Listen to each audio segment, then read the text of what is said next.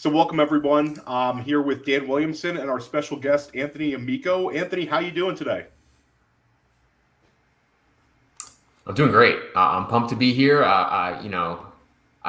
I start spreading out the retweets that I'm going to be on the show, people are hitting me up saying this is a great show. This is a sharp show.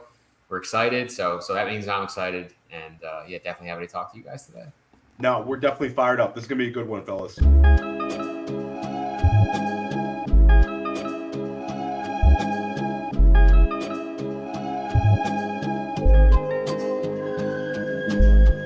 Go DiSTRiCT, you know the Pope listens. Dynasty our religion, for the blokes missing. On all of these trades, on all of these plays, on all of these grades. By the end of the day, y'all getting played. So, what you gonna do next? Try to fill up that flex? Send the homie a text? That trash offers the best? You try to make it complex, then they text you back. Now all of a sudden they don't make any sense. Broaden your horizons, boy. Dynasty's not for the Simons, boy. These trades not for consignment, boy. Respect your opponent, y'all some piranhas, boy. This my advice, from me to you. Open up your cute little podcast queue. Search up GOAT DiSTRiCT, my dude. Pop it in your ear, man, y'all know what to do. It's the... And I always be traded. And I always be traded. And I always be trading. Y'all try to betray them, but first you gotta bait them. Fish.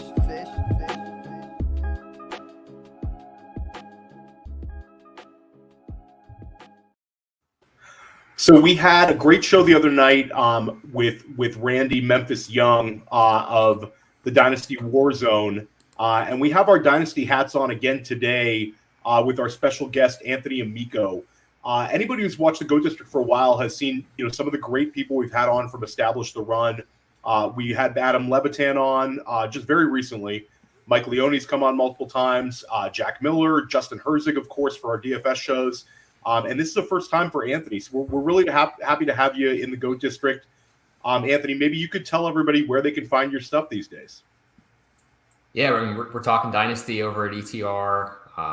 We have rankings. We've been updating those every week during the season. We're doing a bunch of the player profiles throughout draft season, which is a lot of fun. I think our stuff on that was really good last year. I guess biased take, but that's how I feel.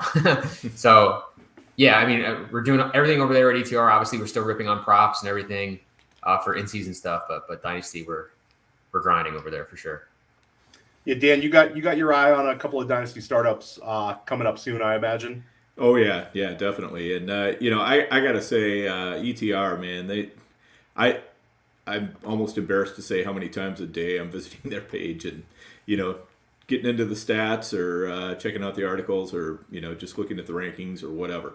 There's just so much good stuff there. So appreciate all the work that you guys do there, Anthony. Appreciate it. It means a lot that people are checking it out. Yeah, I'll co-sign that one. It's tremendous work and a lot of sharp people over there. It's funny, guys. It's the holiday season now. Quick little before we get started, I heard somebody today. I'm out and about. Somebody's talking about holiday movies, and he asked me which movie I would recommend. I said Christmas Vacation. Guy says I've never seen it. I said what about Die Hard? He says I've never seen it. I go, how old are you? He says I'm 25 years old, and he's never seen either one of these movies. Just curious, Dan, in the Williamson household, is there a holiday movie that is in the rotation every year? Is there a favorite of yours? For me, I'm more likely to just go with the flow. I live in a house with a wife, and when all the girls are home, 3 girls. It tends to in our household be like A Wonderful Life and Elf and stuff like that. But I'm good with any of it. Personally, Christmas Vacation for me. I love Christmas Vacation. Yeah. Anthony, do you have any holiday movies you want to give a recommendation to before we dive into it? I'm boring. Like, I'm an Elf guy. I'm anything that I can watch with the family, basically. Like, that's kind of, I feel like that's what the season's about. So I try to cater more to what the room wants. Yeah, you're definitely picking up what I'm laying down there. You gotta keep the family happy. My kids I have a 5-year-old and a 7-year-old, and they're really into Home Alone and also into the new Grinch. It's the Pixar Grinch one. So we usually have one of those on in the rotation, but my parents were huge Christmas Vacation fans, so I think Christmas Vacation might be my 101. But certainly a lot of good ones these days, and certainly a lot of great time to spend with family, and also some fantastic games coming up. Hopefully, our listeners are winning some fantasy leagues. We put in a lot of work this year. I know Dan and I are looking to cash in some of these big money leagues, and we're right in the mix. So, but today we're gonna take a step back, and we're gonna dive into a little Dynasty content, resetting the Dynasty Marketplace. Really want to get your opinion on a number of players that we've seen this year, Anthony, but I think every single Dynasty show needs to start out with Bijan Robinson. He's the hottest name to come to Dynasty football in a while. This week, Todd McShay projected him to be selected 5th overall to Philadelphia, and he seems like pretty much a lock to go day one of the NFL draft. How valuable is the 101 in rookie drafts right now, non-Superflex? And you could take it to Superflex, Anthony, if you want. And how high do you anticipate Bijan Robinson will land in the ETR Dynasty running back rankings? Yeah, I mean, I think he's going to be a first-round startup pick, like immediately. We saw this a few years ago when Ezekiel Elliott came in and he was drafted high and he went into a good situation and it was just immediate production. We haven't seen a guy like that since then, and part of that obviously is the way the position has been valued around the league. But it seems that Bijan is that like old school, like we don't care, we are taking this guy in the top half of the first round type guy. I don't know if he gets as high as like 5, but top half of the first round feels like pretty solid right now. And I just feel like in Dynasty startups, like you have to go for like the new thing at running back. Like it's so hard to trust anybody at this position. You see, this year Breece Hall, Trevante Williams, like these guys are getting hurt. Ken Walker's missed some time. ETN missed his whole rookie season. Like, it's hard to trust anyone. And if you get a guy like Bijan, who is an elite talent and is going to be given really just every chance to have like an elite role, I think that's pretty much what we're going to see. I think even in Superflex, he's probably going to end up being like a top 20 type guy. Do you see him jumping a guy like Ken Walker, who we've seen on the field produce at a very high rate? And I think it's kind of hard not to have Ken Walker as a, even if you're not very bullish on him, a top 5 Dynasty running back right now. You see Bijan just immediately jumping him, or do you need to see the landing spot first? I definitely like to see landing spot first, but I just think that, with Walker, we still, I think, have some questions about receiving a role. I think we have some similar questions about ETN and some of these other guys. Like, I'm imagining that if you draft Bijan in the top half of the first round, that like he is immediate 3 down plus goal line. Obviously, the ceiling is kind of ultimately going to be influenced by where he lands. If he goes to a place like Philly, it's just like, okay, immediately wheels up. But yeah, I think we can feel pretty good right away about Bijan being ahead of those guys. And Dan, just kind of follow up on it with Anthony. Would you rather have Ken Walker right now, or would you rather have the 2023 101 without knowing where Bijan lands? I mean, I'd want to know when he lands, because I think if he lands in the bottom half of the first round, it makes it a little bit more cloudy.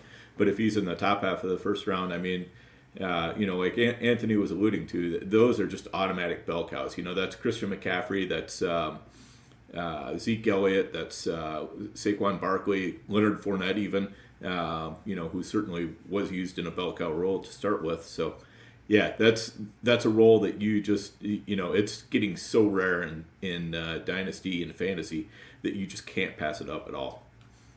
Yeah, it's definitely going to be like the hot button name that we're going to hear for months and months and months. And even after he's drafted, I think some people are saying he could sneak into the first round of redraft as well. So he's definitely a super valuable guy. And Anthony, I'm just looking at your ETR rankings right now. You would have the 2023 101, maybe about 10th overall in Dynasty is where you guys have it about now. Do you anticipate that's going to change, or it's still about there? Yeah, so I mean, the way that we rank it now, we have it as like an early first at 10th. So I would say that if we knew that it was actually the first pick instead of just being like, I think the way that we usually rank it, we're thinking like top 4 picks. that would be a little higher. So yeah, I mean, like I said, clearly I would say in the first round, I think, him, the 101 versus like Amon-Ra St. Brown, DK Metcalf, like I think that's like a real discussion. I'm taking the 101 there. Plenty of time to talk that out. Now, just jumping into some Dynasty startup values. We had, again, anybody who didn't hear our show the other night, we had Randy give his top 5 Dynasty startup picks. So I have your ETR rankings in front of me right now. Let's say Justin Jefferson and Jamar Chase go 1-2 in a Dynasty startup. We'll say, non-super flex. Give us your 3, 4, and 5 right now, Anthony. Yeah, I mean, I'm sticking at receiver. Like, I think that this is kind of like our brand at ETR. Like, we're heavy on the receivers. And I just think A.J. Brown is incredibly elite. I mean, we're seeing what he's doing this year with Philly. I think that, obviously they're willing to throw the ball. They have solid quarterback play. I would have him 3. Jalen Waddle, I would have at 4. I mean, the Dolphins, I think, they're throwing so much and so much more than I thought we expected. Waddle obviously had the amazing rookie season last year, just in terms of the catches. This year, more explosive plays. I would expect that to kind of continue. And he's obviously super young still. And I'm still a CeeDee Lamb guy. I know that this year has been maybe a little rough, especially the first half, but he's kind of coming on now. Has quarterback stability, which I think is super important for all these guys. Like, you just know that Dak is going to be there. Maybe he has some of his injury issues of his own, but like he's going to be the quarterback. And I still think that Lamb is kind of like an alpha player. Cool. Yeah, I love the Lamb. I love the Lamb call. I think that his target share, especially as of late, I mean, he gets treated like an alpha. He's 23 years old still. He hasn't had that Justin Jefferson type season, but he's extremely safe. Dan, do you have any problem with any of those top 5, and maybe any of those you would see as guys you would have significantly lower? No, I think probably the one that gives me the most hesitation is just Waddle, but some of that may just be recency bias. I haven't really sat down and tried to put it together like this, and it's pretty hard to nitpick. I mean, he belongs up there somewhere for sure. The one that most surprised me, Anthony, I'm just curious to kind of get your take on this. You guys have T. Higgins at number 6. I would be considerably lower on that, but I'm interested to hear the case to of putting him there. What do you see with T that puts him over like Amon-Ra or DK or guys like that? Well, I mean, I for me, it's just the offense. Like, I think that there's not a better trio for Dynasty right now than Burrow, Chase, T. Higgins. Okay. And that, I think, is the difference for me. Like, I just think this offense is going to jam. That T is going to get the good coverage. The injury stuff has been a little tough, I think, this year, but he's still balled when he's out there. And I just feel really confident in him. But Amon-Ra is definitely getting there, dude. I mean, like, this dude just continues to crush, and I really like him. I think, like, the reason that he's not there is more just like there's like this small part of me that still is like, I don't know, like, is it possible that Jameson Williams next year with like a better quarterback or something like could leap him? But I have doubts that that'll happen more and more with each passing week because this guy just continues to crush. Yeah, and I think that you can also make the bullish case that the Jameson Williams is going to make the offense stronger. Sure. And I think it might potentially help Amon-Ra St. Brown because he can win so many ways, and to have a burner like Jameson Williams opposite him, and they're each getting a high target share, would be a really good thing. So that's an interesting one to keep going with. I wanted to get your very wide receiver centric in terms of your rankings, and that's something I think we agree with on the GOAT District. Fundamentally, discuss starting off a dynasty startup with an elite pass catcher versus potentially a younger running back like a Jonathan Taylor when you're using a premium first or second round dynasty startup pick. Do you think that there's an argument for anchor RB in your dynasty builds, or do you want to wait on RB a little bit in your dynasty startups? Yeah, I'm definitely on team weight at running back. I mean, the receivers have more longevity, less injury risk, better weekly variance, which is, I mean, that's something that I target. I don't know. I think everyone kind of plays differently into the variance, but, I like having the guys that can go for 30, 35 in these PPR leagues with the bonuses and stuff like that. Like, just because I think that those are plays that win you the week. And the more you do that, obviously, Chip the Kelly better philosophy: score fucking points, man. What's your plan? Right, exactly. So I think like anchor RB, a strategy that I think I like a lot in like a redraft context, is not as strong in a dynasty context because some of these tenets that we would focus on for an anchor RB or a zero RB strategy, anti-fragility being, I would say, primary there.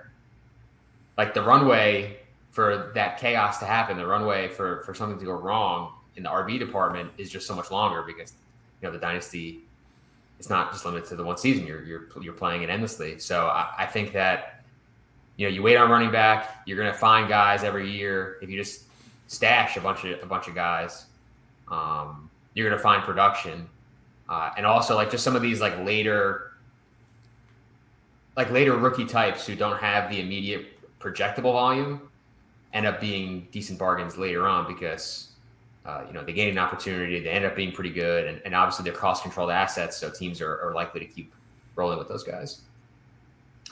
Yeah, I think it comes down to, I think that some dynasty managers kind of, when they're approaching a startup, I think it's like the psychological aspect of scarcity where an elite running back goes and you think wide receiver is deep. But I think this year is like a great lesson in terms of having those wide receivers who can score 20 points a game, 18 points a game. You really can't replicate those guys. You're at a huge disadvantage when, Dan and I, we discussed the value of a player like Devonta Smith the other night. And Dan, you had a great point about how, he's a 13-point-a-game guy. You can find those kind of guys if you wait at wide receiver, but you're not going to find those truly elite guys or a young player with that elite ceiling. So I think that you're not only, when you take your philosophy of a dynasty startup where I'm really attacking receiver, you might be able to get, two truly elite guys to start out your dynasty startup when other fantasy managers are just naturally going to gravitate towards running back. It's like redraft, Dan, isn't it? So if you're willing to take a risk at running back, you end up with a potentially more explosive roster. Yeah, basically the way I look at it is, obviously if you start off with an anchor running back in your first round, you better be planning to win this year to start with. I mean, your whole build has to be focused that way. And then the other thing is, you need to look at, exactly what kind of a player is this? Because it's got to be, if you're going to take a running back over a wide receiver, it's got to be a bell cow. Somebody that you are confident is going to get, probably at least 80 targets, 90 targets. I'd prefer over 100. And, who's going to get, 250 or so rushing attempts too. Basically to me, the first round of a dynasty startup is you're trying to get as many 300-point players as you can, because those are the guys who are going to carry your team from week to week. So, if everybody's going wide receiver early and like 5 or 6 wide receivers disappear and it's pick 8, maybe Josh Allen or Pat Mahomes went, I'd definitely be looking at running back there, but it's again, it would have to be the right running back.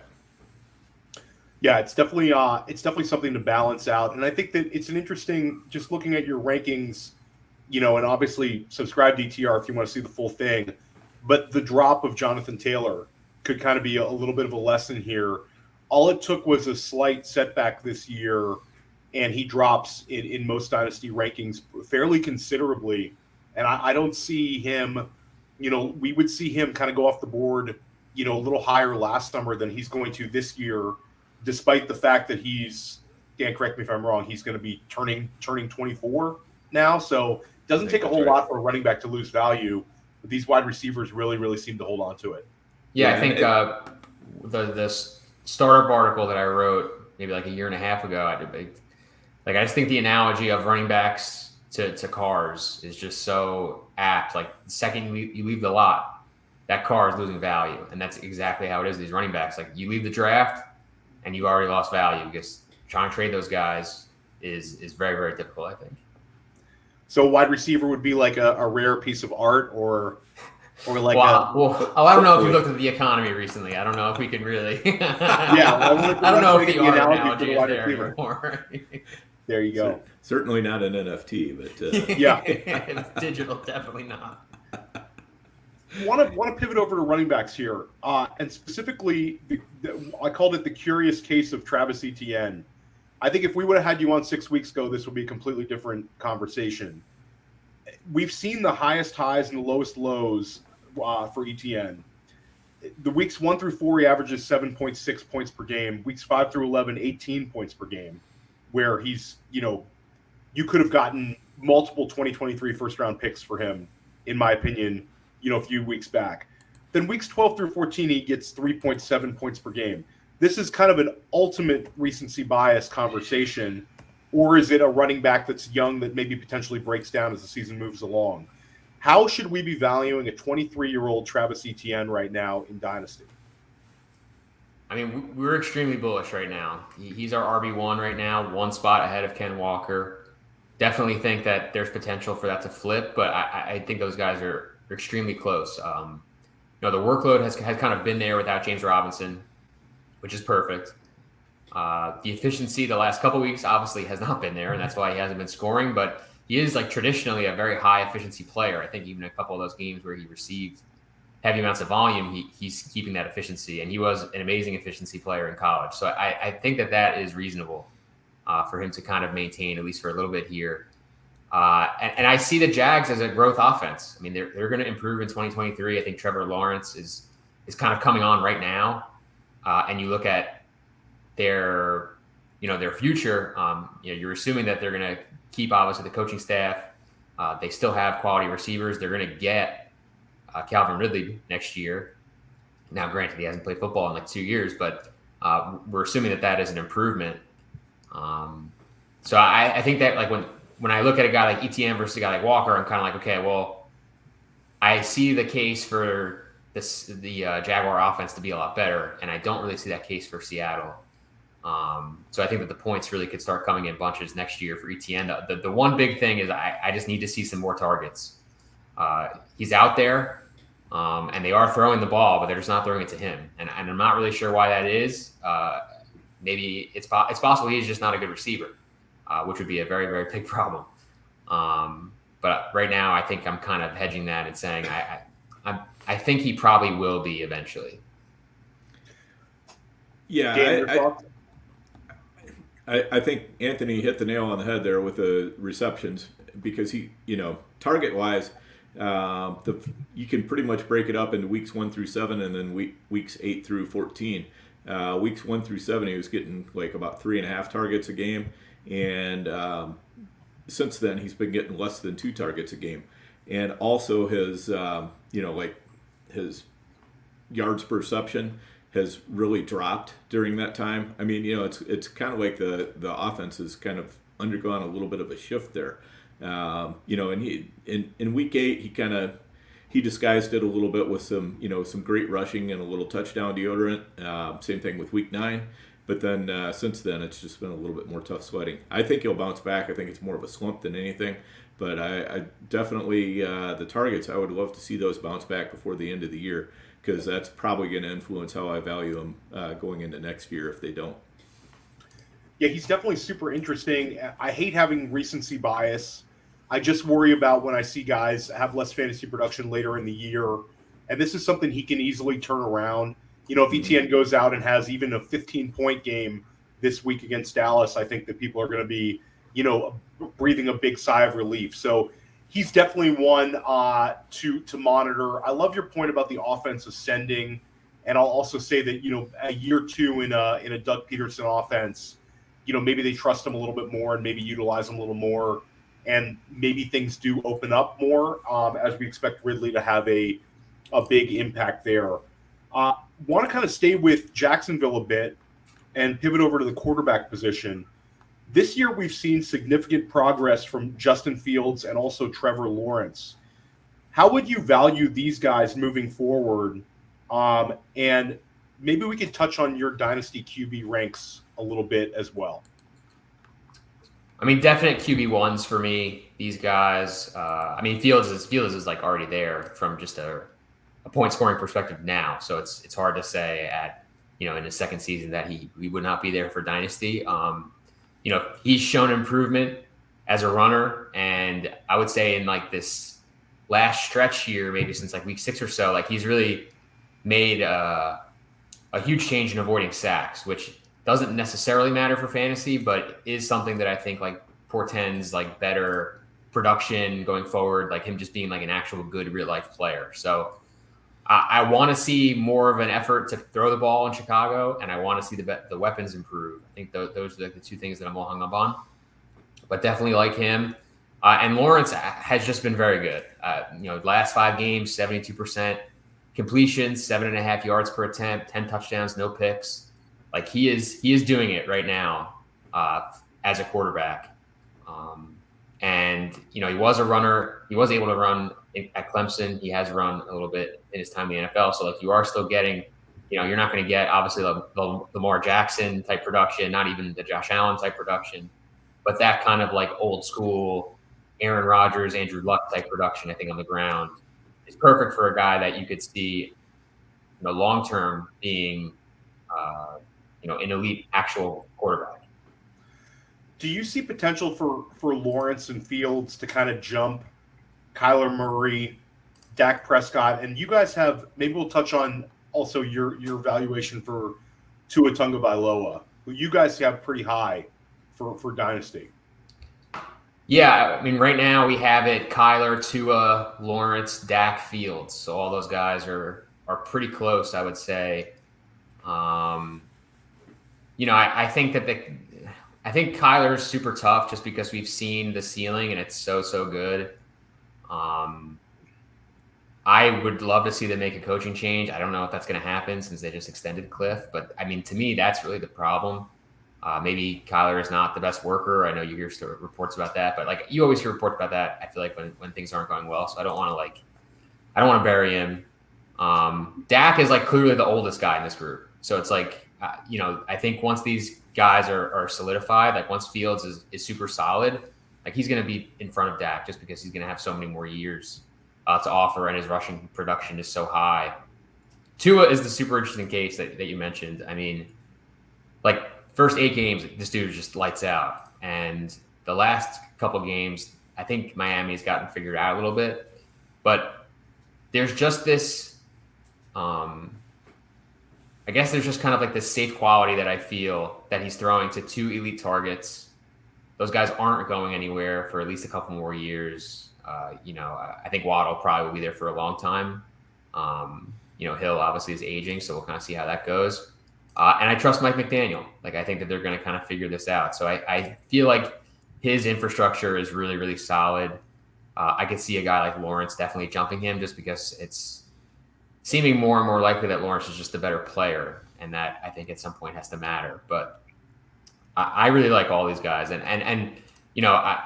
I think the biggest point is just that like the position needs these guys really bad because it's been very, very poor. And if you look at not just our rankings, but just like across the industry, like it really falls off a cliff very, very quickly in terms of guys that you feel good about, which is not maybe a huge issue in one quarterback format, but in Superflex, it is really, really difficult, I think, after the first like 10 or 12 guys to feel good about the quarterback spot.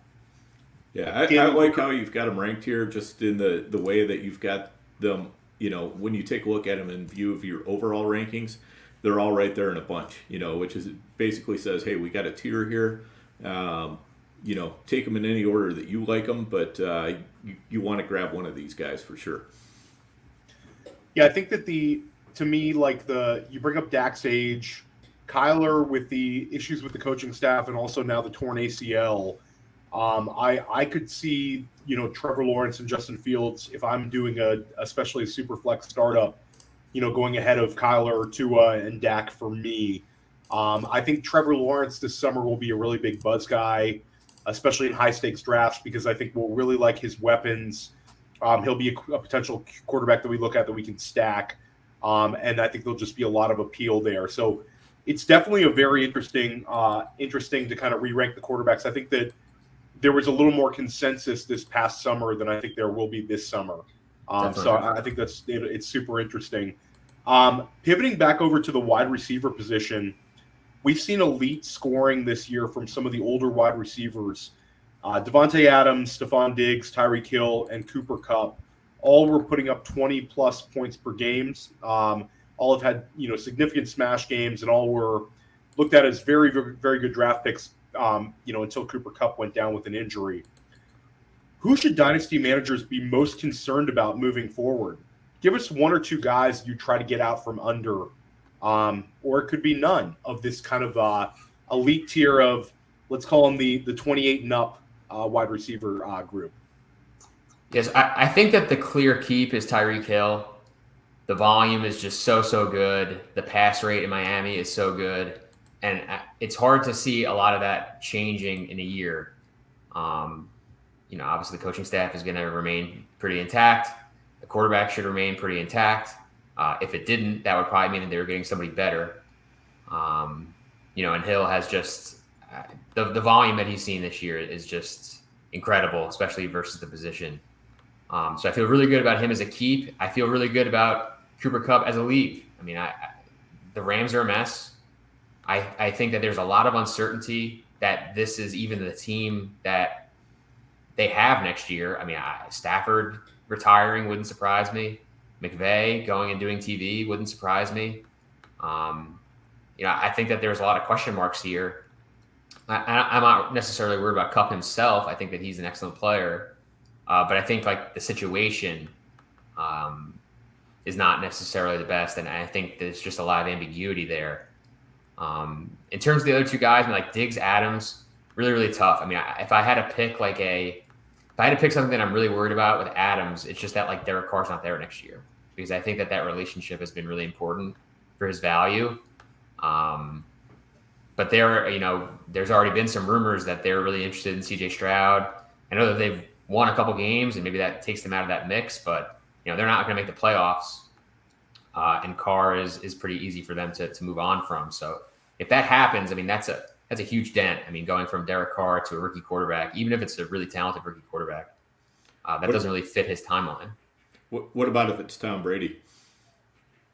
Ooh, if it's Tom Brady, we're feeling pretty good. I mean, I have it kind of etched in the back of my mind somewhere that he's going to be in a Niner uniform in 2023. But yeah, if he went to the Raiders, I mean, that would be very fun for Adams, I think. I mean, that would be fine. I think you'd take that trade-off. Yeah. Yep, definitely. Yeah, I sold Cooper Kupp for Hollywood Brown and a second in one dynasty league that I'm a contender in. And then in another league, I wasn't able to get good value, and I held him. I don't know. I don't feel good about the offseason. I think a lot of things could change in Los Angeles, and I think you nailed that one. The other three, it's really hard to see those three, losing any kind of value. I think all three are kind of locked in, top 8 redraft picks next year. And I think that it's really, really difficult to kind of gauge, their dynasty value. They're probably a lot more valuable to your team than they are in what you could get for them. So sure. I might go with Diggs over Hill, just because, you bring up Jalen Waddle, and, you can look at him as kind of an ascending talent, where it could be a little more balanced next year. Whereas Diggs, I feel like he doesn't have any competition there in terms of his alpha status. So I might go Diggs over Hill next year, but it's like, I'll take all three of them. You don't think Gabriel Davis presents a comparable threat as Jalen Waddle in Buffalo? I do not. No, I do not. I had a trade with actually your boy Mike Leone in an FFPC Dynasty League in the summer, where I traded him Gabe Davis and a second rounder for Rashad Bateman. And at first, it's been like back and forth, nobody's happy kind of deal. I think he'll be happy because he got the second on top. But I think it's been back and forth on that one. Gabe Davis has been extremely disappointing And Dynasty, I feel like you could have flipped him after that opening game against the Rams. You could have flipped him for so much. Oh, definitely. And I think a lot of people are upset they held him. Yeah, it would have taken some balls to flip him at that point after coming off that insane playoff run, and then he, smashes that first week. You're like, I mean, I was like, I was trying to trade him before the season. I figured, I might as well, see what I can do, and couldn't get exactly what I was looking for. And then after that first week, I'm like, okay, I'm in, and that was not the right move. Yeah, shout out to Leone, by the way. He is like he's the master of the fair trade. I feel like he's very easy to negotiate with. 100% easy guy to trade with, and extremely sharp guy as well. I need to get in a league with him then, because man, some of the leagues I'm in, jeez. It's like every offer that comes my way is bend over. Some bad ones in the FFPC. I feel like it's like you said, Dan. It's like certain leagues, you get a bunch of deals done. And certainly, you just don't want to even open your inbox because the offer is so crappy. Want to actually, since we're talking FFPC, we might as well talk about the tight end position. The tight end position seems like a position that's very much in flux for Dynasty. Travis Kelce is 32 years old. He's completely dominating the tight end position scoring wise this year. Mark Andrews was around 15 points per game this year. George Kittle's getting older. We saw TJ Hawkinson move teams. Darren Waller seems to be going way, way, way down. But for tight end premium managers like those of us that play in the FFPC, what is the optimal strategy for addressing the tight end position? You can talk about this in Dynasty Startups or just the position in general. And how should we value players like Greg Dulcich, Pat Freiermuth, and even Kyle Pitts versus potentially elite players at the wide receiver position? Yeah, I mean, I think that the lesson that we've learned year over year, I feel like every year we say, man, I got to tell you, tight end is going to be deep this year. And then it is an absolute tire fire. And this is the worst tire fire of them all. The absolute worst. It's so bad. It's hard for me to justify like spending a lot at that position unless the value is there. I mean, like a guy like Kelce, if you're in a competing window, like that guy is so valuable. And if a manager in your league is not in a competing window, I think that is definitely something worth exploring. I mean, I'm still obviously buying guys like Andrews and Pitts. Like I think Pitts is going to be fine. Like I'm not worried, but you have to pay a premium probably still to get him. So, I'm more on the side of like I would like to try to piece this together. I mean, I thought the 2022 rookie class was a good class to invest in because it was very cheap to do so, and those players had potential. And Dulcich is coming from that now. I still think that there's a couple guys in that class that can be good. These next two upcoming classes could also be good. So I'm probably in the cheap now and invest in the draft mode. And in terms of Dulcich and Freiermuth, like I'm probably taking them like right after the comparable receiver group that has upside with some questions, like Jameson Williams, George Pickens, like those guys. I would take those guys before the tight ends, but I would still take the tight ends before. It kind of depends how you rank them, but for us, it would be like Amari, Mike Williams, like the aging receivers who are still very good but are not every week smashes, and that's kind of where I would have those rookie or the younger tight ends there. Okay. So I'm curious. Can you drop us a couple names of other tight ends from this last class, the 2022 class, that you really liked? Yeah, I mean, I love Jelani Woods and I love Chigokonkwo, and I think that the latter has gotten a lot of buzz the last couple of weeks because he's been really valuable in DFS and he's been getting a lot more routes and stuff like that. But he ran a 4.52 at the combine, went in the fourth round. Like those guys traditionally, just looking at our database, like those guys traditionally have hit at a pretty high rate. And Woods is just an absolute freak. I mean, he's like 6'8". He's pretty fast. He had that awesome game, when Colin Granson was out. Of course, the Colts continue to tease us and have this like insane tight end rotation. But like next year, things could be totally different. Like Indy could have a star rookie quarterback. Indy could have a new coach with a more interesting offensive game plan. And of course, we know that the tight end position takes some time to develop unless you're a guy like Dulcich who has just like an insane receiving background in college. So I really like Woods. I mean, I think that he's someone that you can still get at a pretty decent price and has a lot of potential. Yeah, we talked about Chig the other night. We talked about like a riser, a faller, and a dark horse guy. And I feel like he's going to be a big buzz guy this summer, where I feel like he's going to be a popular redraft pick. And I think that it'll kind of boost his dynasty value as well. But he's certainly flashed the last few weeks. And, we love the profile. We love the 40-yard dash time and all that. So I noticed that you have Pitts ahead of Dulcich and Freiermuth, but it's a little closer than it maybe would have been a while ago. What do you think Pitts managers should be doing, this offseason? Do you think he's a guy that, potentially is still a guy you could sell at a very high premium and this might be the last summer, or would you want to kind of risk it a little bit and see if he could have that elite year to kind of bring him back? I mean, I am holding this. I am willing to take Kyle Pitts all the way to 0. Like, I just think that the rookie year was so good. And he has better draft capital than some of these other tight ends, I think, in the past where they've maybe flashed in their rookie year and then faded off. Like, he is not Evan Ingram to me. Like, Evan Ingram was a late first-round pick. Like, Kyle Pitts was the 4th overall pick. And I'm not positive that Arthur Smith is going to change his ways, but I do think that, if they get a quarterback, like if Desmond Ridder can play, like they're going to throw more. And if he can't play, they're going to find someone that can.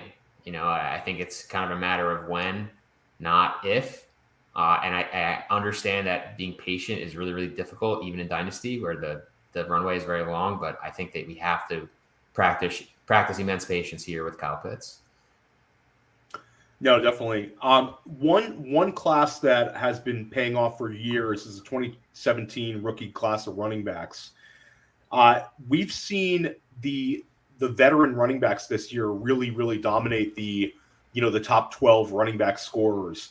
Right now, the only running back that's an RB1 in his first or second year is Ramondre Stevenson. Breece Hall was obviously on that path, but then he went down. But that being said, it's been veterans kind of carrying the mantle for fantasy teams this year. Should we be adjusting our prior ideas on the running back age apex in Dynasty? I'm not sure if that's something that you adhere to, but certain managers, it seems like they want to get out from under a guy when he hits a certain age or a certain amount of carries. Do you think that this is creating an opportunity to sell maybe these older backs that are producing at a high level? Kind of your thoughts on these older backs who are doing great. And when I say older back, I mean, a 26-year-old, not like old. Sure. Yeah. No, I mean, I am always down to sell a running back when the value goes up. Like, I think that these are the stocks that the bottom can drop out at any time. I mean, there's just so many ways that it can go wrong. Aside from injury, I mean, when a guy gets hurt, you're done. Like, you're stuck with this guy. Like, if Ramondre Stevenson, knock on wood, because I don't want this to happen, like if he tears his ACL tomorrow, like it is over. Like he could end up being good still in like a year or so or whatever, but like the value it's over. It's done.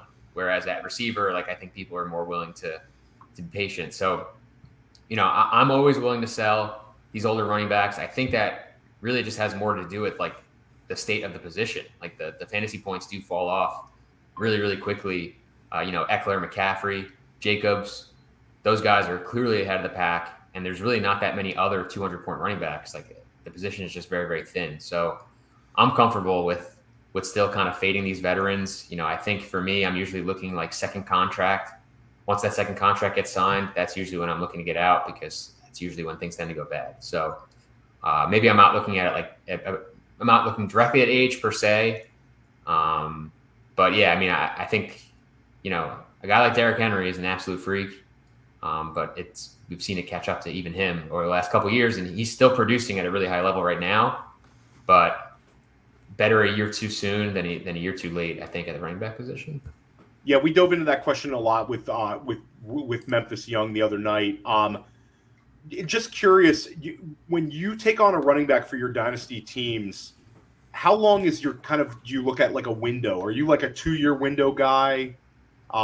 Do you have a specific window? Is it year by year for you? Yeah, I mean, I'm taking it a year at a time. It kind of depends on like where that player is when I acquire him.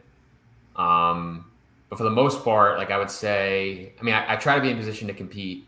I would say if I have a running back that has value, I'm probably in a competing window, because otherwise I'm just not going to bother investing in the position. So, I think typically I'm just looking to see where can I get a receiver that makes a meaningful difference on my roster, or if it's super flex, like a quarterback.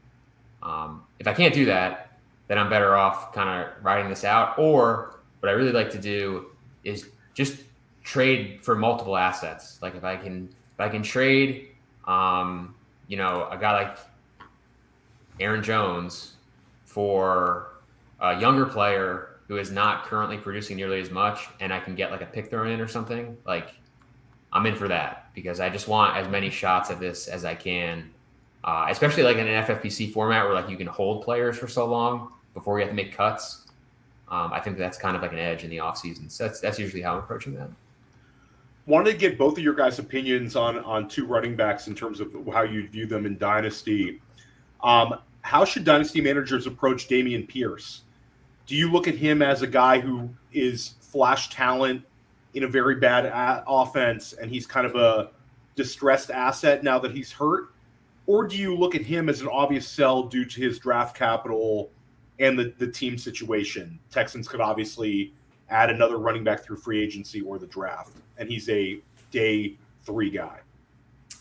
Yeah, I think I'm more bullish on Pierce, which is not the consensus right now. If you look at just like market rankings, usually I look at like keep, trade, cut, if I want to just see how the market thinks. And yeah, I mean, I might be a sucker because, like you said, day 3 running back, like we've seen this before. But I do think that Pierce, as a 3-down back, as like an early 4th round back, is not quite as live to be completely eviscerated as like a James Robinson maybe would, who was undrafted. I also, again, would view the Texans as an ascending team. They're going to get an immediate upgrade, presumably a quarterback. I mean, I think they're going to take a quarterback at 1. I'd be shocked if they didn't. So we're talking about immediate offensive, improvement. And this is the team that has a ton of needs. Like, is it possible that they just completely ignore a running back? I would say that is possible. Is it possible also that they draft a running back and we're having a completely different conversation in 4 months? Like, that's possible too. But I think that his value is still at a spot where like you can see a lot of upside still at the price. And I would rather, like, if I'm going to gamble on a running back, like I want to gamble on a running back with some upside. And so I would probably still be buying Pierce. Whereas like for Ramondre, I feel like is already kind of being valued at that price. So I don't really see much way for him to go, but down from where he is. I mean, he's already seeing the immense volume. Patriots, are they an ascending offense? I don't know. I mean, Mac Jones kind of is what he is. The coaching staff is what it is. Doesn't seem very good. And I think that they're going to use some of those backs that they drafted this year more next year. That's kind of been what Bill Belichick has done in the past. So that's kind of how I view those two guys. And yeah, I think that makes sense. I mean, basically with the Texans, if they're a rational team, they should be looking at Dameon Pierce going, we got a super cheap running back, didn't cost us much in draft capital. He's not costing us much in salary cap. We should be thrilled with this, and we should look to all the other positions on our team that need improvement and do that. Unfortunately, it seems like there are very few teams in the NFL who can resist the siren song of a running back, either paying an immense amount of money in free agency or just burning that high pick on him, even though they've got a perfectly serviceable guy. So who knows which way it'll go. I'm kind of with you though, Anthony. I think Pierce is probably a little bit more of a distressed asset, good value type of guy than somebody who's overheated right now. Yeah, I think I might take the opposite view of you guys. I think like Stevenson, I do think that he's had the elite production, and I think a lot of people look at it as, again, he's a day 3 guy, and he was in a perfect situation where Damian Harris goes down. Belichick doesn't use the younger running backs, but I believe in the talent, and I believe he'll be featured again next year. Just kind of more of a gut feeling as a guy I think I would try to get into. And I don't think that his production and age combination will reflect his price. I think he will be a little cheaper just because of the situation he's in. Pierce, I'm a little apprehensive. Dan, you say, if there's rational decision making. I do not anticipate a lot of rational decision making by Houston. I could see them do something weird. I could see like an Ezekiel Elliott as a Houston Texans running back or something like that. I got out of I discussed it a couple weeks ago on the Go DiSTRiCT where I traded Pierce for Rachaad White and a 2023 third. So I thought that was like a nice pivot. I don't know. I saw what happened with James Robinson, and it's hard to trust these guys, if they don't have the draft capital. But he's definitely one I'm sure we'll be talking about for a while. Quickly want to get your thoughts on the 2022 wide receiver class. It's been a very special class. We've talked about this with a number of guests, how it's kind of exceeded expectations. Even if you were bullish on this class, I think that it's kind of exceeded our expectations. Anthony, would you re-rank this group, or would you go with your initial ranks in terms of who you've seen this year from this rookies? Yeah, so it's kind of funny because in the offseason, we were debating. I mean, we had Burks too for a really long time, and we kept him there throughout rookie season and all that stuff. And we had some discussion around it. And I don't feel like we've been wrong on Burks. I feel like it's just that some of these other guys have just been so good. So I would still, I think, take London first, just because when the volume has been there, he's been very good. And I still believe that they will end up throwing more eventually. Maybe that's wishful thinking. But then I'm getting right into Garrett Wilson. I'm getting right into Chris Olave. These guys can just be absolute alphas. Like Wilson has that stretch with Mike White. We'll see if they can get some quarterback stability. I kind of think they'll just bring in a veteran quarterback next year, honestly. So I feel really good about him. Olave, quarterback play can't get any worse, I don't think. And he's still been very good. So that is like a really nice 4-man group. And then Jameson Williams, George Pickens, Christian Watson, like those guys are kind of like that next tier, I would say. But yeah, like you said, an amazing rookie class by any measure. Yeah. And Christian Watson, just briefly give us your thoughts on Watson, who's just been extremely productive, especially on per touch basis. Yeah, he's been great. He's definitely exceeded my expectations, but he's still a little older, so I don't want to completely overcredit him versus a guy like Williams who had an injury and is 2-3 years younger. So we'll kind of see how things develop there. Green Bay is clearly a team that needs more weapons. I'm really, really curious to kind of see how they build out the rest of the roster, but it's I don't know. The pass rate is not great. Rodgers has not really been great. I think Watson is probably pretty good. I'm just trying to not go overboard, I guess. I'm trying to be very measured in how I approach him.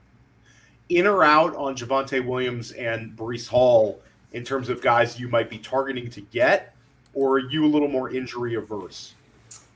Yeah, I'm out. I think right now you have to be risk averse. I'm not seeing the injury discounts, at least in my leagues. I think that buying injured players is one of those things that people talk about so much. There's no value in that. I don't think right now, unless it's that's a player on a competing team and they need points right now. I don't think you're really going to get that discount. And you're still taking on the risk of a Dobbins type situation where there's longer term complications. You don't get those points still immediately when the player returns. So I'm not out on these guys. They can still be very good, but I am probably not paying market price. Yeah, Randy, Dan, JD, and I all shared our thoughts on Hall and Williams the other night. And we know you got to get out of here in a minute here, Anthony. So you gave us Chig, you gave us Jelani Woods as two tight ends you see as ascending that might be kind of under the radar.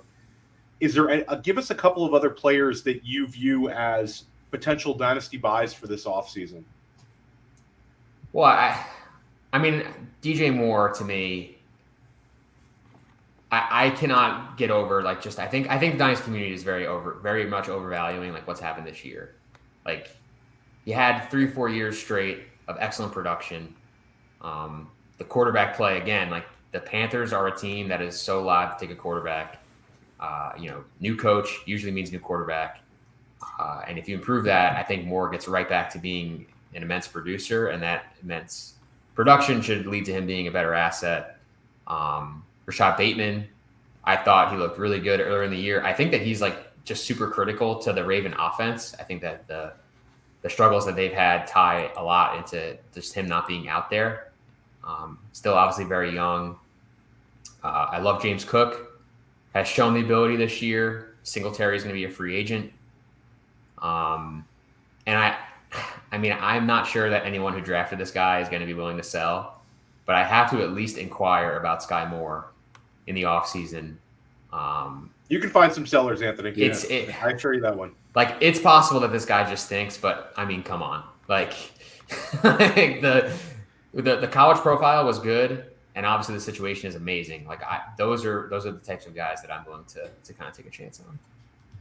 Awesome. Well, we really appreciate you coming on, Anthony, and thank you so much for your time. Let everybody know again where they can find your work and what you're coming out with.